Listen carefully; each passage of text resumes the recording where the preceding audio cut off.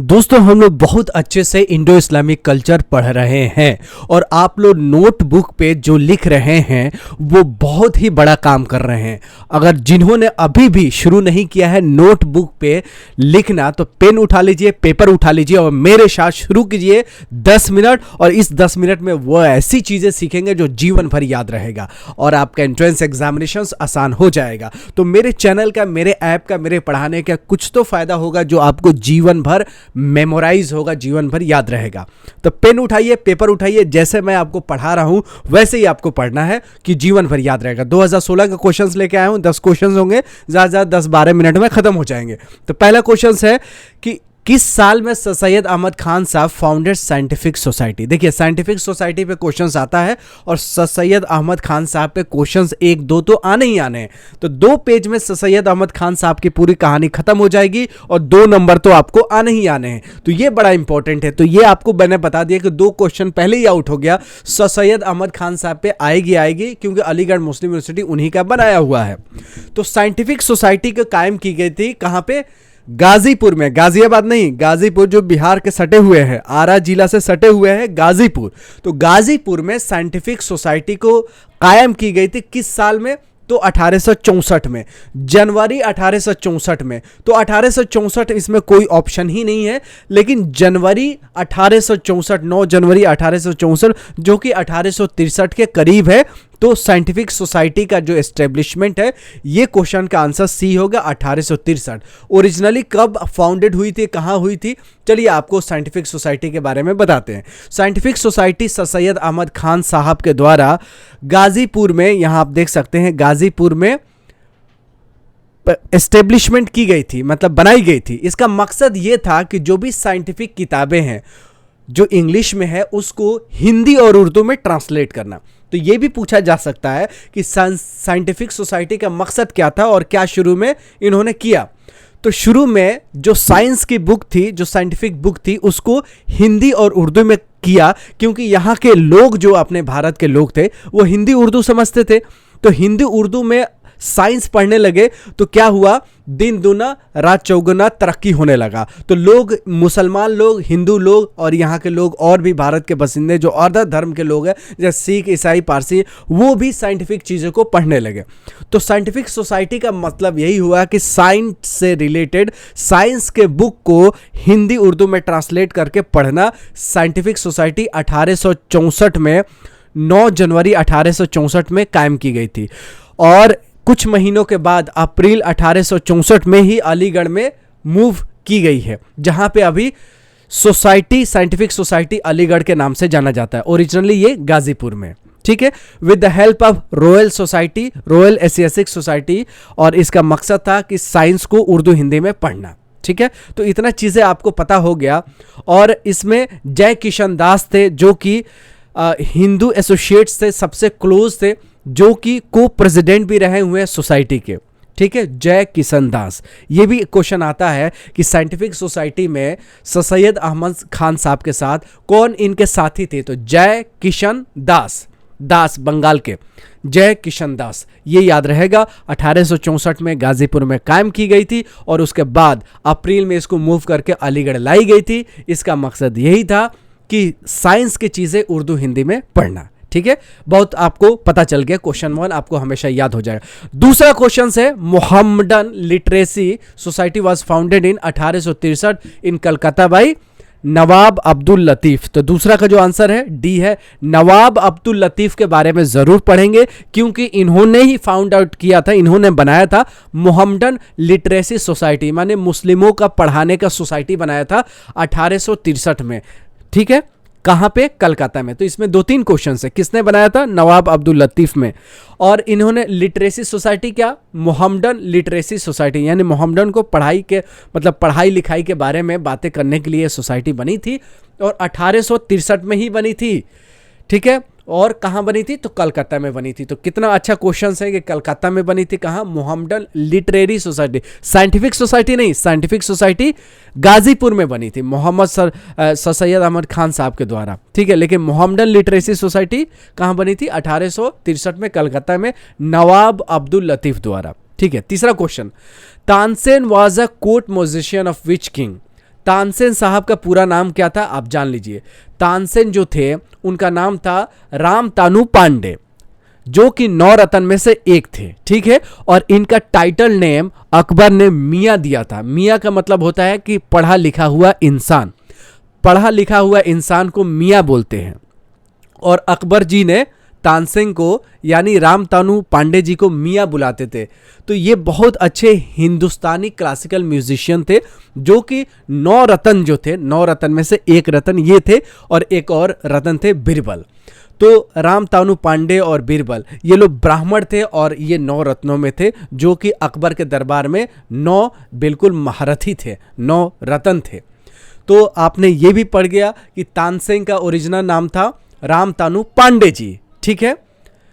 और ये म्यूजिशियन हिंदुस्तानी classical music में एक्सपर्ट थे और इनका नाम टाइटल मियां अकबर जी ने रखा था। और मियां का मतलब होता है पढ़ा लिखा हुआ इंसान, ठीक है।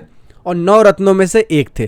तो ये क्वेश्चन आया था कि तानसेन जो कोर्ट म्यूजिशियंस थे किसके राज्य में थे, तो अकबर के राज में तानसेन जी कोर्ट म्यूजिशियंस थे।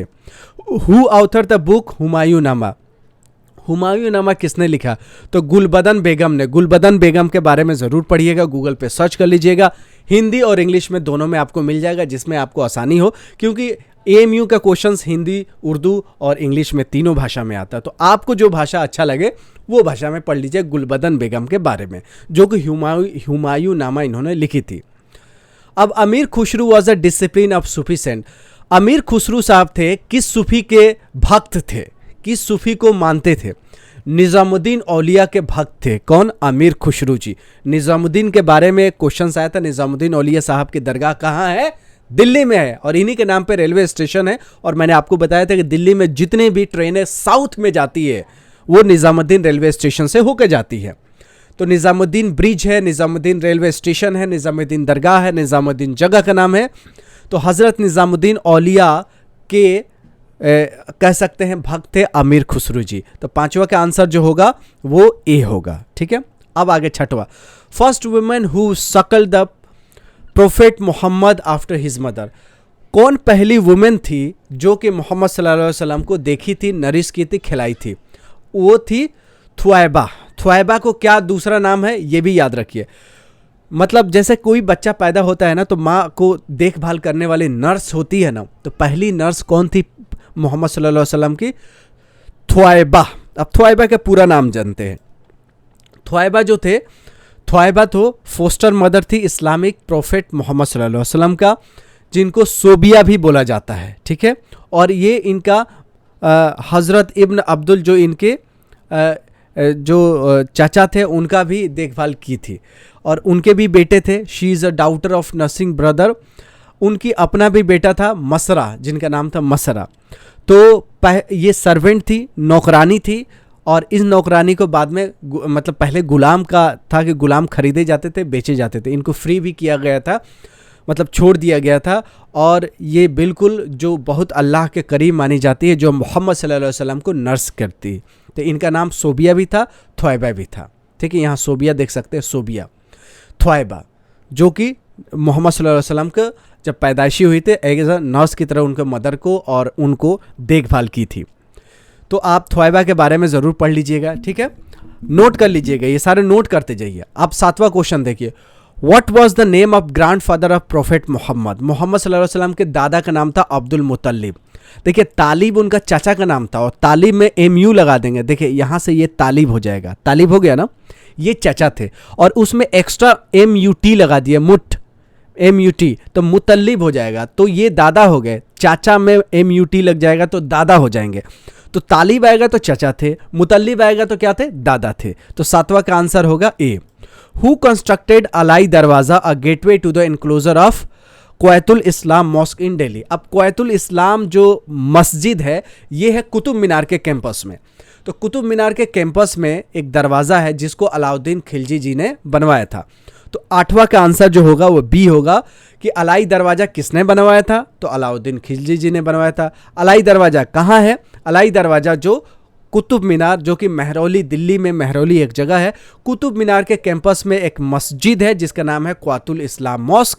उसका जो दरवाज़ा है जो साउथ के, मतलब जैसे कुतुब मीनार में घुसेंगे तो साउथ में जो दरवाज़ा है उसी को बुलाते हैं अलाई दरवाज़ा। ठीक है, अलाई दरवाज़ा किसने बनवाया था? अलाउद्दीन खिलजी जी ने। ये है कुतुब मीनार के कैंपस में और ये मस्जिद का दरवाज़ा है, just gateway to the enclosure of Quwwatul Islam mosque. कितने क्वेश्चंस आपको क्लियर हो गए? अब देखिए 9वां question, Itmadul Daula whose tomb is built at Agra was a father in law of which Mughal emperor. Mughal बादशाह, मुगल सल्तनत, मुगल बादशाह किसके ससुर जी थे? तो आप समझ सकते हैं, देखिए जहांगीर, जहांगीर के ससुर जी थे। 9वां का आंसर है बी, इत्मादुद्दौला। इत्मादुद्दौला, इत्मादुद्दौला जो थे उनका जो टॉम है, उनका मकबरा, उनका कब्र है आगरा में, जो कि ससुर जी थे किनके? जहांगीर। जहांगीर कौन थे? अकबर के बेटे, जिनको सलीम के नाम से भी जाना जाता है। सलीम के नाम से भी जाना जाता है। नूरुद्दीन सलीम इनका पूरा नाम था, लेकिन जब राज करने लगे तो जहांगीर, जहांगीर मतलब ही होता है राज करने वाला। तो इनके ससुर जी थे इत्मादुद्दौला, जिनका टॉम है आगरा में, वो फादर इन लॉ थे मुगल एम्परर जहांगीर का। 10वां क्वेश्चन देखिए, एट द एज ऑफ 12, 12 साल में मोहम्मद सल्लल्लाहु अलैहि वसल्लम ने सीरिया ट्रेवल किया था अपने अंकल के साथ। तो अंकल के मैं बताया था, अंकल का नाम था Abu Talib. What was the name of uncle? Abu Talib. और किस सिलसिले में गए थे? तो ट्रेडिंग के सिलसिले में गए थे। और मोहम्मद सल्लल्लाहु अलैहि वसल्लम नबी बनने से पहले क्या थे? ट्रेडर थे, यानी बिजनेसमैन थे, व्यापारी थे, एक जगह से सामान खरीदते थे, दूसरी जगह बेचते थे। ठीक है, तो 10 क्वेश्चंस किया आपने 11 मिनट में, 12 मिनट में, और पूरा डिटेल के साथ किया।